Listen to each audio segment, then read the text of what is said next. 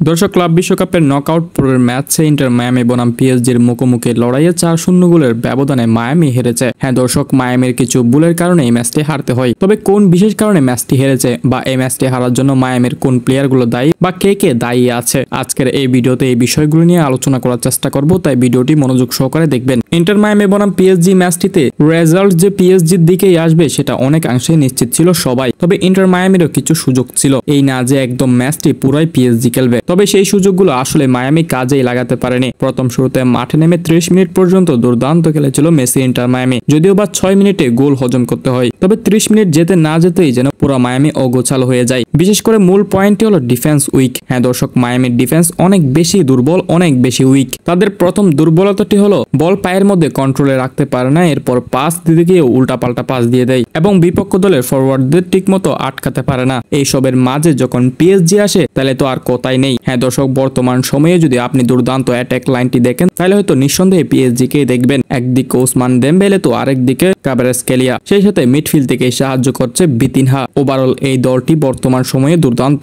যেখানে মেসির দল ইন্টার মায়ামির ডিফেন্স সমস্যায় ভুগছে। প্রথমার্ধের 35 মিনিট থেকে শুরু করে 45 মিনিট এ যেন যা তা একটা অবস্থা। একের পর এক গোল খেতে খেতে 4-0 গোলের ব্যবধানে প্রথমার্ধ শেষ করলো। তবে দ্বিতীয়ার্ধে মাঠে নেমে ইন্টার মায়ামি খেলেছে দুর্দান্ত। প্রথমার্ধেই ইন্টার মায়ামি কোনো শট অন টার্গেট, সেই সাথে বিগ চান্স ক্রিয়েট কিছুই করতে পারেনি। তবে দ্বিতীয়ার্ধে মাঠে নেমে শুট করেছে, শুট অন টার্গেট করেছে, যদিও বা কোনো গোলের দেখা মেলেনি এবং দ্বিতীয়ার্ধে কোনো গোলও হজম করেনি ইন্টার মায়ামি। শুধুমাত্র প্রথমার্ধের 35 মিনিট থেকে 45 মিনিট পর্যন্ত বাজেভাবে খেলেছে। যাই হোক, এটা পিএসজি, এটার সাথে আপনি কখনো আমেরিকার ক্লাব ইন্টার মায়ামির সাথে তুলনা করতে পারবেন না। এখন আমাকে অনেকে প্রশ্ন করবেন, পিএসজি কে তো ব্রাজিলিয়ান ক্লাব বোটাফোগো হারিয়েছে, তাহলে মায়ামির সাথে এই অবস্থা কেন? দেখুন, আপনাকে বুঝতে হবে, ব্রাজিলের ক্লাব কিংবা আর্জেন্টিনার ক্লাব এগুলোতে কিন্তু বড় বড় একাডেমি রয়েছে। এই একাডেমিগুলোতে রয়েছে ব্রাজিল আর্জেন্টিনার তরুণ প্রজন্মরা। হ্যাঁ দর্শক, আর্জেন্টিনা ও ব্রাজিলের ক্লাবগুলো চাইলে এই একাডেমি থেকে প্লেয়ার সংগ্রহ করতে পারে এবং ভবিষ্যতে তারা আবার ইউরোপে পাড়ি জমায়। অর্থাৎ ইউরোপে পাড়ি জমানোর আগে কিন্তু নিজ দেশের ক্লাবের হয়ে মাঠ মাতায়। ফলে এই জায়গায় ব্রাজিলের ক্লাবগুলো ফ্যাসিলিটিস পেয়েছে। কিন্তু ইন্টার মায়ামিতে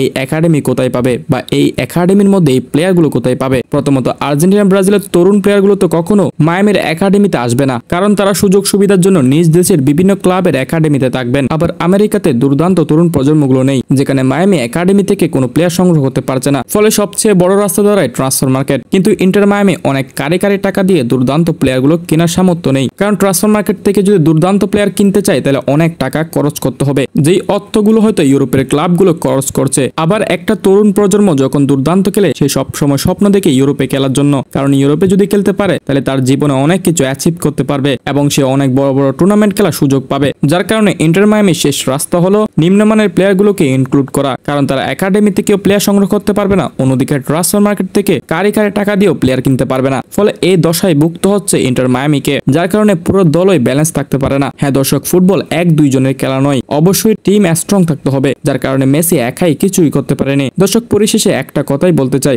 অবশ্যই মায়ামির ডিফেন্সকে পরিবর্তন করতে হবে, তাইলেই হয়তো বড় বড় দলগুলোর সাথে কিছুটা হলেও ডমিনেট করতে পারবে। বর্তমানে যে ডিফেন্স গুলো আছে আসলে এগুলো অনেক বেশি দুর্বল, যার কারণে গতকাল রাতে ইন্টার মায়ামির এই দশা।